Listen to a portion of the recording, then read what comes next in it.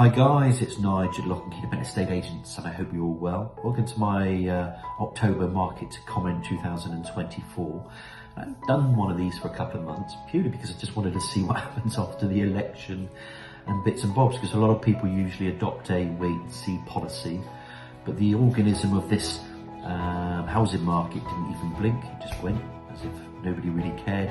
And I think it was such a muted win where the blue corner got taken over by the red corner, and it was an obvious one for everybody there, so nobody was adopting a wait-and-see policy. Then of course we had the rates, interest rates going slowly down, with inflation still about 2.2%, which is positive. We might see a further reduction, which would obviously make the cost of moving that little bit easier. And I think, for me, I think this is the Goldilocks zone now, because you know, people know where they stand. It's a good, vibrant housing market. Pricing is so key. We've still got quite a few instructions that are coming on through October and into November, and then you can forget about it in December and then messed up, and then it's January again before you know it. But I think my message is going to be quite clear. We look at data. You know, I'm a bit of a stat geek. When I look at the data of houses going on the market, it's a crazy figure, this, but only 52% of properties that go onto the market ever make it to completion. And that's 48% that don't make it. And a lot of that is down to vendor-led valuations and prices being put on and they're not achieving it. And on average, then once you reduce once, you end up reducing 3 times, which is way too low for me. The other interesting stat I picked up is that when you look at properties going onto the market, if they're sold within the first 22 days, then there's a 94% chance that house will actually compete. So 22 days, 3 weeks, let's call it. But anything past that, then it goes down to 54% chance of it completing. So there's a high propensity here. If properties are sat on the market for months, then they'll have to be reduced maybe once, twice, 3 times, which is then below the prices they should have done. And you'll see price reductions quite a lot this time of the year because they just can't sell in the summer. So my message is really clear.